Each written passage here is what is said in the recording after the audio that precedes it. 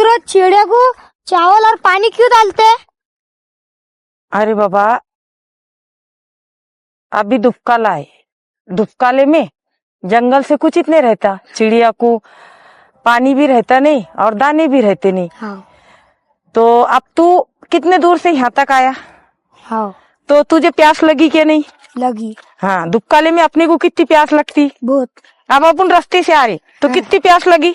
बहुत लगी। फिर उनको चिड़िया को कितनी प्यास लगती होंगी, पक्षी प्राणियों को कितनी प्यास लगती होंगी दुपकाले दिनों में। हाँ यार।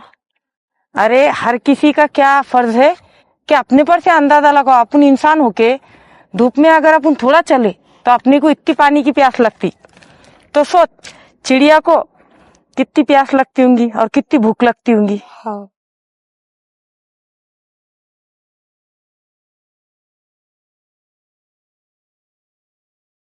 मैं भी चिड़िया को पानी और चावल और पानी डालते आऊंगा।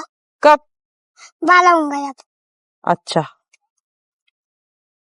हे पा, आम्ही पाणीची जागा जागा अशी व्यवस्था केली। तो माझी सर्वांना एक हात जोडून विनंती आहे का तुम्ही बी प्राणी आणि पक्षीसाठी पाण्याची व्यवस्था करा आणि धान्याची व्यवस्था करा। अरे बाबा, आपल्याला उन्हाळ्यात इतकी ताण लागती तर प्राणी आणि पक्ष्याला किती ताण लागत असन। हे सगळ्यात मोठं पुण्य आहे। हा, अरे बाबा, माणसासोबत फक्त कर्मच जातात, दुसरा काही जात नाही। हा, एक लक्षात ठेवा।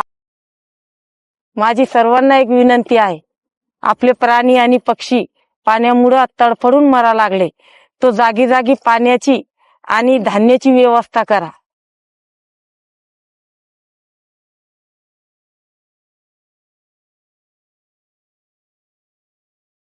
पहा, आम्ही अशी धान्याची व्यवस्था केली पक्षीला आणि प्राण्याला।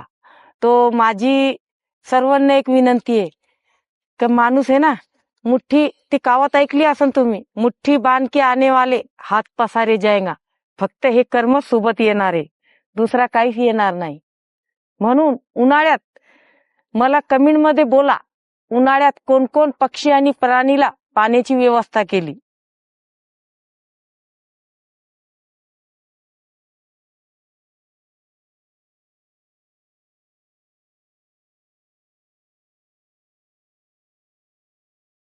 आता आम्ही चाललो घरी।